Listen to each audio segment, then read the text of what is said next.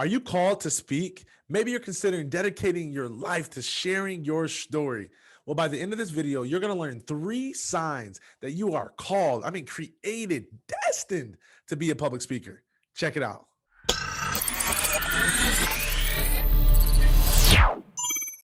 Hey, my friend, my name is Darryll Stinson. I'm a former Division I athlete and now a 2-time TEDx speaker. And I'm passionate about helping speakers like yourself get into the public speaking industry and share their story and their expertise with the people who need to hear it. I truly believe your story matters. And I've been successfully paid to speak in 4 different industries. And now I'm going to be helping you. So if this message is something that resonates with you, if you know that your story has the ability to impact others, if you have a skill or expertise that you want to get better at communicating with other people, make sure you hit that subscribe button because that's going to notify you when I release a new video every week. And if you engage with that video within the first few moments, that tells YouTube that this is content worth sharing with other people. So that bell will notify you as soon as that video goes live and you'll be able to engage with the content. Okay, so let's talk about the 3 signs that you are called to be a public speaker. Sign number 1, you are fascinated by other speakers. You binge watch YouTube videos. It's probably how you found this video today. You know that you're called to speak when you cannot stop watching, listening to, admiring other speakers. In fact, probably some of your biggest role models are people who you heard them speak on a stage, whether in person or virtually, because you are just captivated by their ability to communicate and use their voice and their presence and motivate you. And that is evidence that you have a calling to do the same thing. So I remember even as a little kid growing up, always being fascinated by entertainers and speakers and people who use their gift to communicate a message from a stage. I literally loved watching Eminem perform because I was like, man, look at how he uses rap and his weird personality and his intellect to wove it into rhymes, or weave it into rhymes is what I should have said. Look at how he does all of that and entertains people. Like, that's fascinating to me. Like, I love watching sermons from Bishop T.D. Jakes and hearing Eric Thomas inspire and Les Brown and Ed Milet and Lisa Nichols and Michelle Obama. Like, listening to these communicators was always fascinating to me. I love podcasts. I love live events. I have like 18 different YouTube playlists because I just love listening to people speak, and I learn better that way. Like, I'd rather listen to a book than sit there and read a book, like slowly page by page. Like, give me the meat faster. Let me listen to it on 2x speed. And this is how I like to consume content. And it's because I am created to be a public speaker. And so maybe you're the same way. Maybe you're like, you have 18 different playlists on YouTube. You prefer to talk it out and verbally process than you do just sit there and read pages in a book. Like, maybe you had to sit in the front row when you heard a captivating speaker because you wanted to be right up front where the action was. You didn't want to sit in the back. You wanted to see the body movement, the language, you want to feel the power and the presence. It's because there's something inside of you that says, that is for me. And that is sign number 1 that you're called to speak, is that you are fascinated. Like, astonished by other speakers. Okay. Sign number 2 that you are destined to be a public speaker is that you come up with speeches all the time in the most random places. You can make a speech or a sermon or a message about anything, anywhere, at any time. In the shower, you coming up with ideas.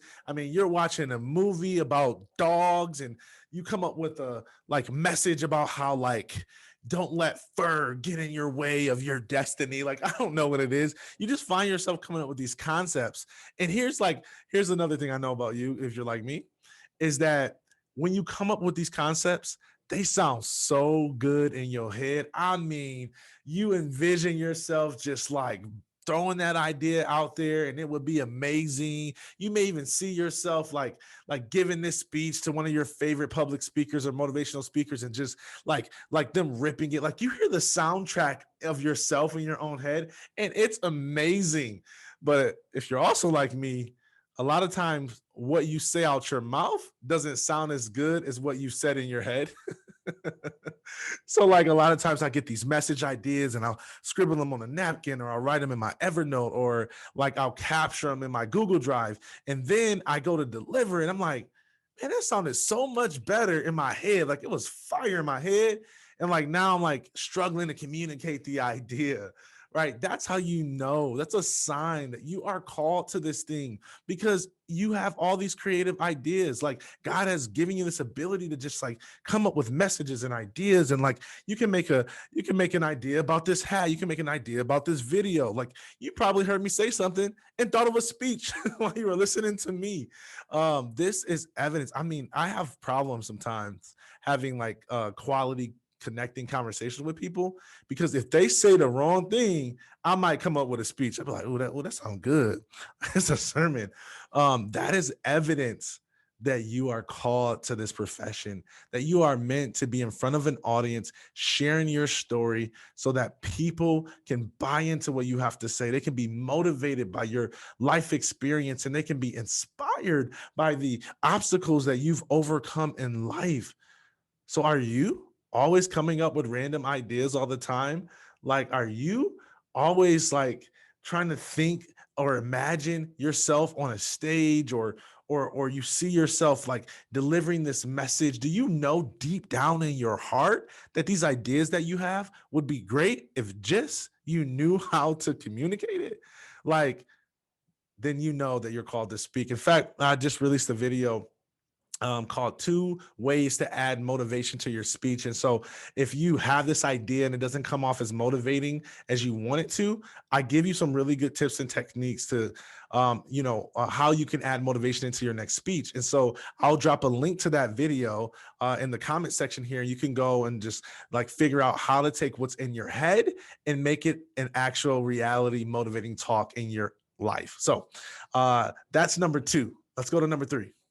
The third sign that you are created to be a public speaker is that you are afraid of what a yes might mean. Oh, yeah. Let me break that down a little bit. Oftentimes, I've discovered that people who have a calling to speak are definitely afraid of what saying yes to that call might mean. So I'll use my story for example. When I finished my career as a Division One athlete and ended my journey of going and playing in the NFL, and deep down in my heart, I knew that I had this calling on my life to be a speaker. Right? I thought it was like solely about pastoral ministry, but I realized that it was about a bigger picture of using my voice, my mental health experience, my marketing knowledge to impact a larger audience than just Christians. And when I knew this deep down in my heart, but number one, I was agnostic at the time. But number two, I was afraid, right? And not only was I afraid, I sucked. Like I wasn't good at it. I couldn't put two sentences together. I was so insecure about my voice that I would literally leave the room during icebreakers where people would go around the room and introduce themselves to another. And I would fake like I had to go to the bathroom so that they would skip over me and I wouldn't have to speak in front of people. Like I'm gonna do a video about like how far I've come, and I'll show you like footage of one of the first times I spoke and gave my testimony in public. It's terrible. I'm not saying that to be humble. I promise you, I made no sense. I couldn't put two sentences together. I mumbled the entire time. My head was looking down. I made no eye contact with anybody. It was embarrassing. And I've got so many of those embarrassing moments. Like, in fact, just go check out my channel. There's some like me speaking to you and me sharing with you playlist, and you'll see I'll share some very vulnerable moments where I blew it on stage. And I'm saying that because I want you to know that it doesn't matter where you start. All that matters is that you're finished. And just because you're not good at something now doesn't mean that you're not called to it. It just means that you are in seed form. You're not fully nourished and developed yet. You haven't grown and matured in this calling and in your skill set. And maybe you think that you're not confident, but really, maybe it's just that you're not competent, meaning you really don't know what you're doing. You don't know story structures. You don't know body language. You don't know poise. You don't have a routine to get yourself in peak performance. You don't know how to like project your voice. And so all of these skills, if you actually worked on them and developed them and became more competent, you would actually become more confident.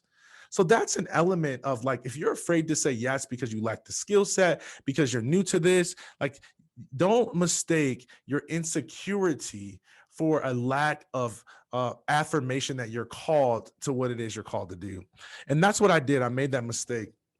Another thing that made me afraid about saying yes is that I could truly see the impact that this message that I had could make on another person. And I took that calling seriously, and that freaked me out, right? Like, knowing that if I really applied myself at this thing and I started sharing this story and I got an invitation to speak, that meant I would have to be in front of like an audience of hundreds or thousands of people. Like, no way, Jose. Like, there was no way that I was going to say yes to putting myself on public display like that. Like, I don't want anybody to know that I struggle with suicidal ideation. I don't want anybody to know that, like, I didn't have all the answers. I didn't want to show my weaknesses. I wanted to strut my strengths. And the truth of the matter is that I was running from my call and I wasn't fulfilled. And I know what that's like. So if you're like, one of the signs that you're called to speak is that you're afraid. You're afraid of what a yes might mean, not just afraid of speaking, but what does that mean if you really say yes, that I'm called to this? That means you got to follow through. That means you got to be committed. That means you got to practice. That means you got to share, even though you're afraid, even though you're insecure, even though you're still figuring out. Like, you might be like an A in another skill set, but you like a C at this, and you don't like that. Because I was good at being an athlete. I was good at leadership, but public speaking, I got like a D minus in that. And so, who wants to go do something that they know they're going to get a D minus in? And that's what sometimes saying yes means from you, is that you're going to have to show up before you're fully prepared, because you cannot run from your call. You can't.